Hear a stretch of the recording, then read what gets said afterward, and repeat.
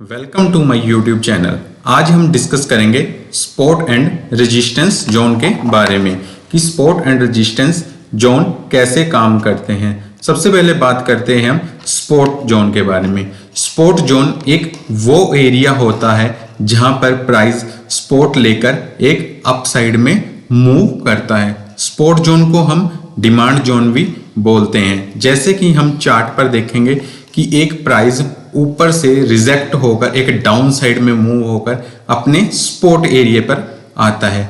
जब भी प्राइस अपने सपोर्ट एरिया पर आता है तो मोस्ट ऑफ पीपल वहां से बाइंग साइड की अपॉर्चुनिटी देखते हैं।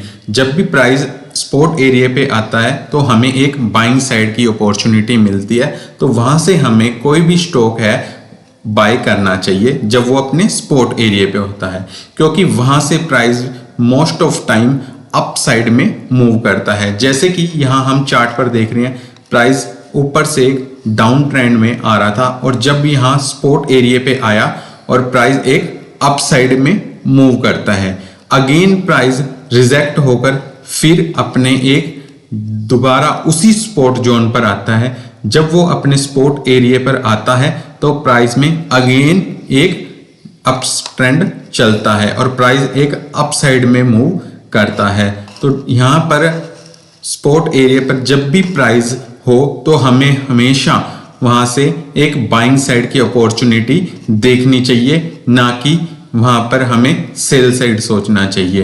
तो हमें जब भी प्राइस अपने सपोर्ट एरिया पर हो तो हमें एक वहां से कोई भी स्टॉक है तो उसमें हमें बाइंग साइड देखना चाहिए। अब हम बात करते हैं रेजिस्टेंस जोन के बारे में। रेजिस्टेंस जोन को हम सप्लाई जोन भी बोल देते हैं।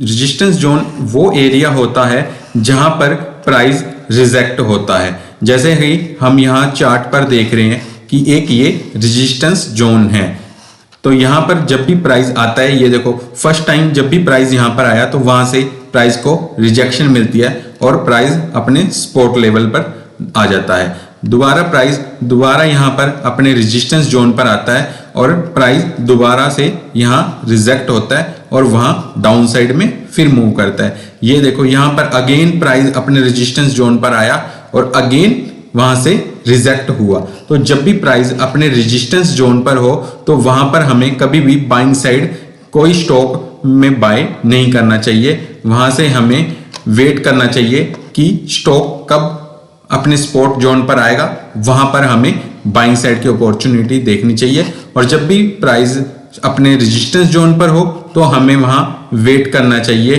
कि या तो वो रेजिस्टेंस को ब्रेक करके वहां से प्राइस सपोर्ट ले और वहां से एक अपसाइड में हो, या फिर प्राइस अगेन अपने सपोर्ट जोन पर हो, तब हमें प्राइस स्टॉक बाय करना चाहिए। क्योंकि resistance zone become support zone, support zone become resistance zone, ऐसे होता है। जब तक प्राइस इस रेजिस्टेंस जोन को नहीं ब्रेक करता तो ये इसका रेजिस्टेंस एरिया रहेगा और यहाँ से प्राइस रिजेक्ट होता रहेगा। जब प्राइस यहाँ से रेजिस्टेंस को तोड़ देता है और यहाँ पर सपोर्ट लेता है तो यही रेजिस्टेंस जोन एक उसका सपोर्ट जोन में बदल जाएगा। क्योंकि जब भी प्राइस अपने रेजिस्टेंस एरिया पर होता है तो वहां पर जो यहां से सपोर्ट से स्टॉक को बाय करते हैं तो उनकी यहां पर प्रॉफिट बुकिंग होती है, इसलिए वहां से प्राइस डाउन साइड में आता है। तो इसलिए रेजिस्टेंस जोन पर हमें कभी भी स्टॉक को बाय नहीं करना चाहिए। इस तरह स्टॉक मार्केट में support zone and resistance zone काम करते हैं।